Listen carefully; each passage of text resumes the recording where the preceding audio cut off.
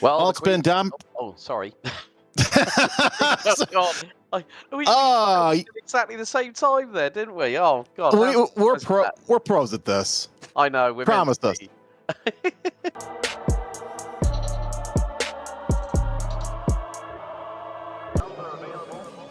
It started with the Ricmotech World Challenge on Monday night, and it got so popular that they added another.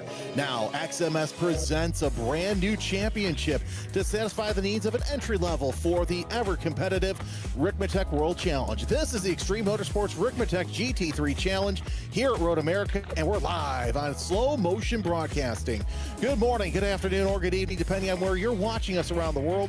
My name is Jeremy Scott. Alongside me is my friend, my doppelganger, and he'll make me laugh throughout the night, and you as well. Ron Mods, Joshua Wilkie back in the booth, making it sound so good. And Ron, we start off this championship and this season at my favorite Prodigal Pro home track, Road America.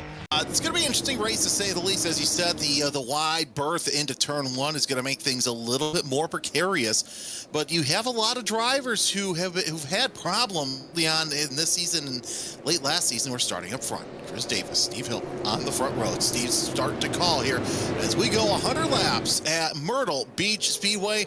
Glad to have you with us on the Virtual Grip Network as we are green. A nice jump there by Hilbert as they start to go single file around the top three. And already there's action as Chris Davis spins out the Chief. Couple of cars wrecking the back, and we're already under our first caution. I think that these these pit stops are really going to come into play, and this is one of the drivers. Big problems for our leader, Brandvold, into the tires, and that challenge we mentioned, well, it's going to happen now because Brandvold has lost his front end, and he is going to have to, you're going to have to go into the pits and fix that. So my, how the turntables.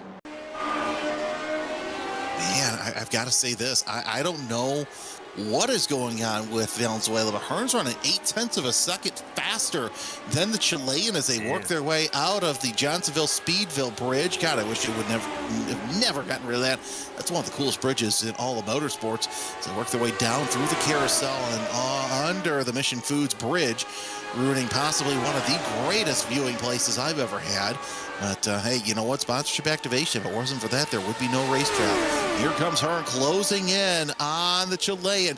He's going to take the defensive line, Valenzuela does, as Hearn tries to go high, wide, and handsome, does not get a good run. A little bit of a wiggle, though. That's going to give Valenzuela a chance to have to defend. Here comes Hearn around the outside. He's not going to make it happen. He's going to go around the outside as Valenzuela. He's dealing with an ill-handling race car through 14. Does he make his way on the track? He gets a bad run, but Hearn's going to be able to draft up under him. Around the gearbox, up the hill they come.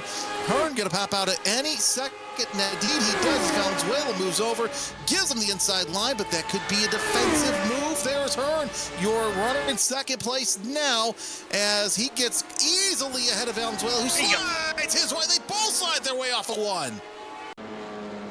Well, as you and I were talking about with where the eyes are going for the drivers, that was a textbook target fixation incident between Lowen and Turciano. Turciano, instead of him looking down to where to try and avoid the mess, I think that he tried to see where Lowen was going, and that's where he ended up going. It is what it is. It's stuff that you learn. Is kind of having some blinking moments here, but.